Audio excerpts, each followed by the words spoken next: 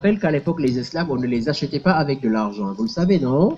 Oui. Les esclaves, on ne les achetait pas avec de l'argent. On les échangeait contre ces marchandises qui n'avaient pas de grande valeur et qu'on appelle des pacos. Oui, par exemple, si vous vouliez acheter un esclave de la même taille que moi, vous pouviez donner un fusil. Vous connaissez le fusil? Oui. Vous donnez un fusil, on vous donnait un esclave de la même taille que moi. Vous l'avez acheté, vous l'amenez, il va aller travailler pour vous. Ou bien vous donniez un baril d'alcool.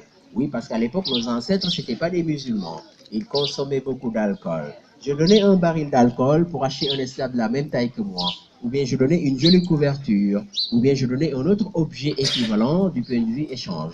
Si je voulais acheter une jolie petite fille comme elle, tu t'appelles comment?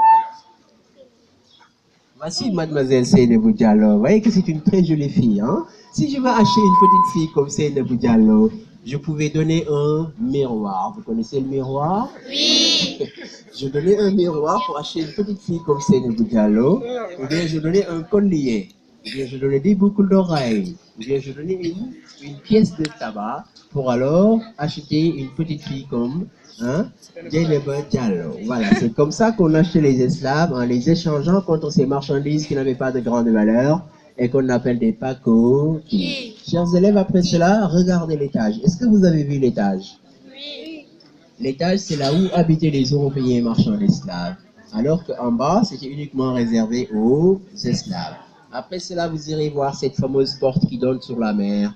Elle est appelée ici la porte du voyage sans retour. Pourquoi on l'appelle ainsi? Parce que les esclaves, quand ils partaient, c'est bien par cette porte-là qu'ils avaient été sortis, embarqués dans les bateaux, transportés aux Amériques, d'où ils ne revenaient plus jamais. C'est pour ça qu'on l'appelle la porte du voyage sans retour.